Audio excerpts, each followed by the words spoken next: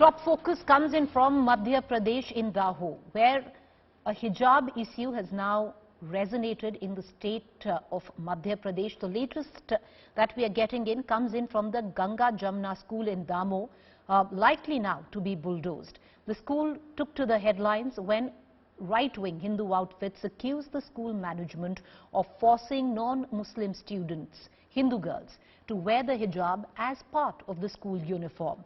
BJP leaders in the state accused the school of carrying out religious conversions. Chief Minister Chauhan had asked the cops now to probe the role of school management as well, including allegations pertaining to land encroachment, evasion of GST and also religious conversions. Now the local municipality has issued a notice for bulldozers to raze the school to the ground. देखिए, जांच का बोल दिया है, गहन जांच हो रही है, प्याज के परतों की तरह एक एक परत निकलती जा रही है, आप थोड़ा इंतजार करो। जांच सही दिशा में जा रही है और मध्य प्रदेश में कोई भी फिरका परस्त ताकत होगी, माफिया होगा तो बुलडोजर चलते ही है उन पर। गंगा जमुना स्कूल के कुछ बिल्डिंग अभी नई बनाई जा रही है, जिसका संज्ञान में आया है कि इन्होंने हमारे रिकॉर्ड में परमिशन नहीं लिए हैं। इस कारण उनको नोटिस जारी कर 3 दिवस में उनसे उत्तर मांगा गया है कि यदि आपके पास किसी भी प्रकार के भवन निर्माण स्वीकृति है, उसके दस्तावेज हमारे कार्यालय में प्रस्तुत करें, अन्यथा विपरीत की स्थिति में उसको अग्रिम कार्रवाई की जाएगी। Joining me for more on the story is my colleague Hemendra Sharma, live from Jabalpur, where this incident has taken place very close by, where Damo is concerned. Hemendra, will you take us through the chronology and what exactly happened? Because an advertisement apparently of how well the students had done was actually taken out, where some of the Hindu girls were seen wearing the hijab. Was the hijab enforced on Hindu students is the question. Well, let me first take you through how this controversy actually happened. In fact, the school, Ganga Jamna school, as the name suggests, is meant to be for communal harmony. And this school put up hoardings of meritorious students outside its college. And then there were some right-wing groups who said that students from the majority community, they were being forced to wear hijabs inside the school campus. So the government of Madhya Pradesh, which happens to be a BJP government, they got into action and they ordered an inquiry. The inquiry was conducted by the district education officer. The district education officer in its inquiry found that there were 3 students. This is a school, remember, a minority institution, and there is a total strength of around 950 students in this school, out of which 750 or 740 odd students are Muslims. Rest are from other communities, including Hindus and Jains. So the district education officer conducted an inquiry and he spoke that there were 3 meritorious students from the majority community. The district education officer spoke to the family members of 2 of these meritorious students and the students as well, and concluded that there was no wrong done by the school administration and that no one was being forced to wear a hijab.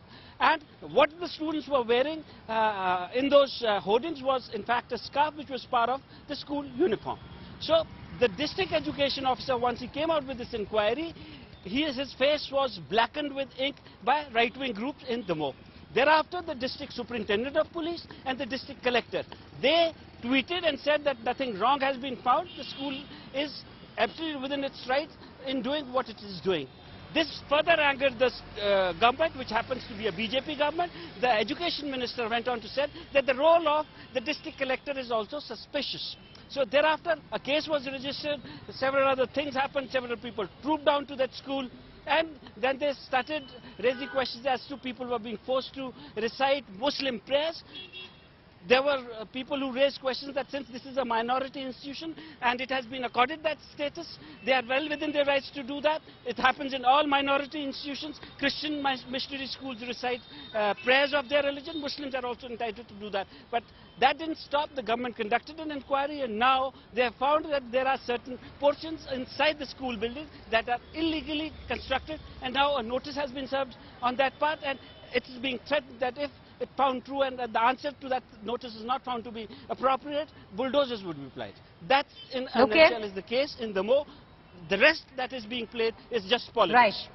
You know, Hemendra, thank you for elucidating the entire episode to us. We're going to keep a keen eye on developments. Will bulldozers roll in this particular school? Hemendra, before we cut across to the other story, very quickly, Are the papers in place? Is this school legal?